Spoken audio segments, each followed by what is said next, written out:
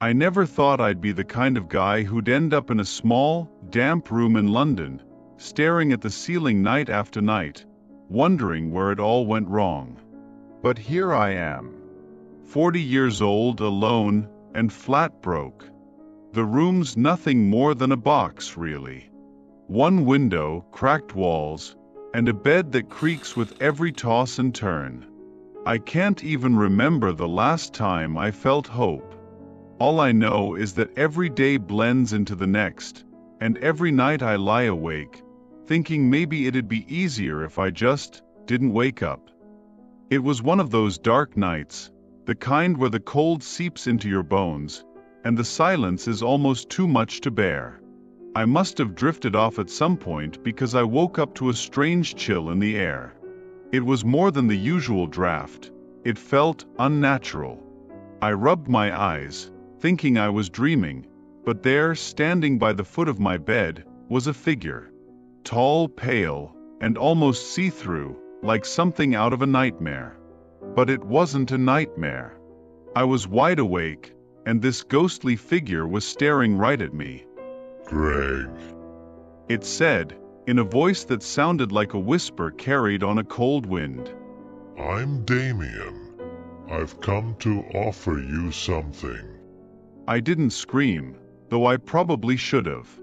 Instead, I just sat up, my heart pounding. "What do you want?" I managed to say, my voice shaky. "It's not about what I want, Greg. Damien replied, taking a step closer. It's about what you want.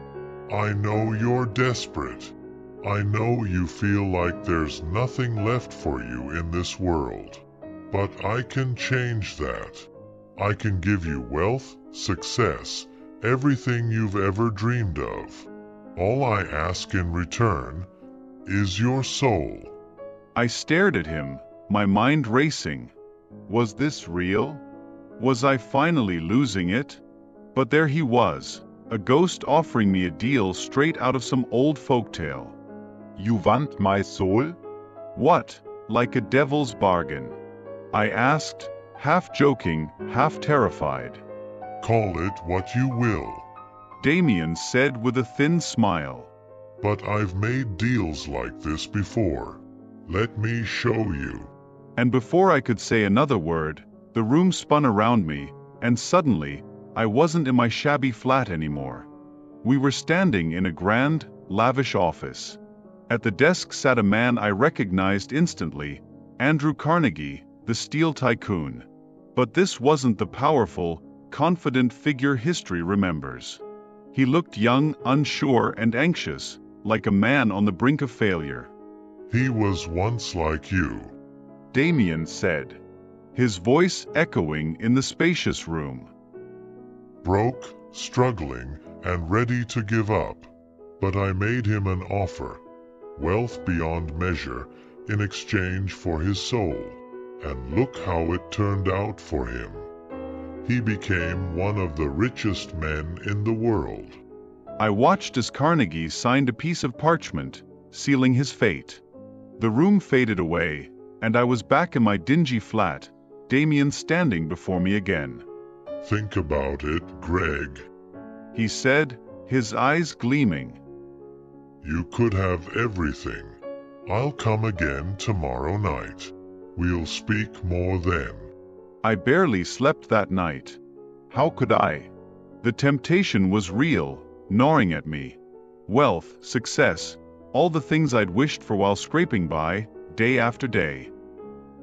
The next night, Damien returned, just as he said he would. This time, he took me to a dimly lit study. There was a man hunched over a typewriter, furiously hammering away at the keys. It was none other than F. Scott Fitzgerald, deep in the throes of writing The Great Gatsby. But it wasn't going well. Papers were crumpled all around him, and he looked frustrated, defeated. "He was struggling, on the edge of ruin," Damien said as we watched. "His writing wasn't enough. He needed that extra spark, that inspiration that would make his work immortal. So I gave it to him. In exchange, he gave me his soul. And now, his name is remembered for generations. Again, we were back in my room.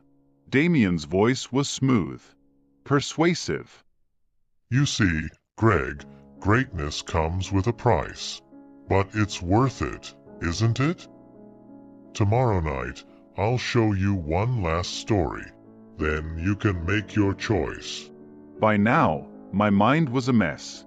I knew it was wrong, selling my soul for money and fame, but wasn't that better than wasting away in this miserable room, forgotten and alone?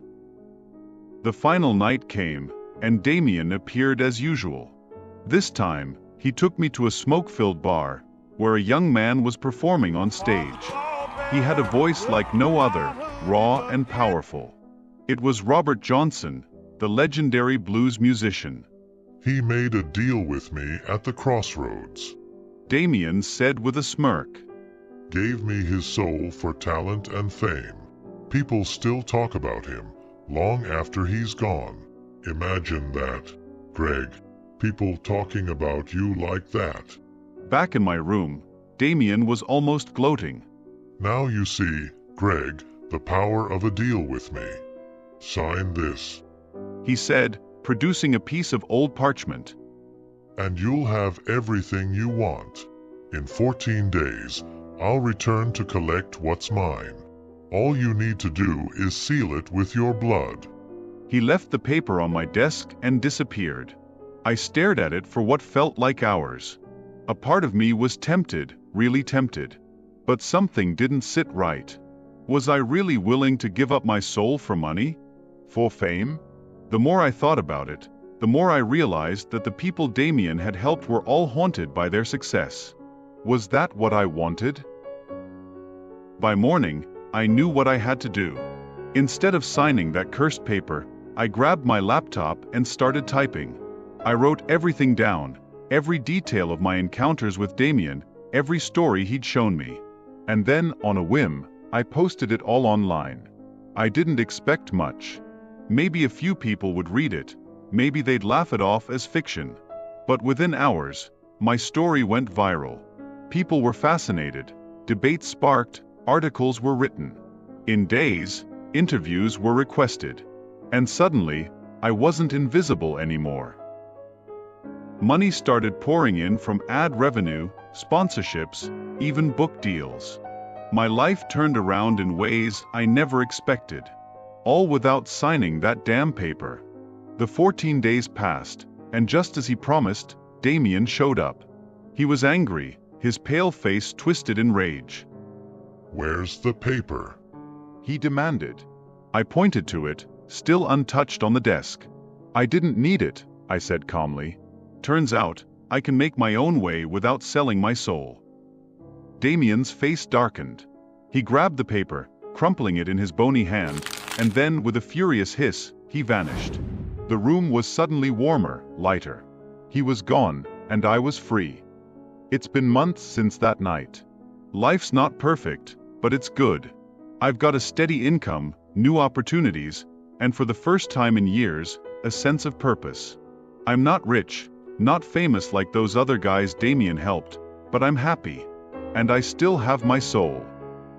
I guess the lesson is that no matter how bad things get, there's always another way out.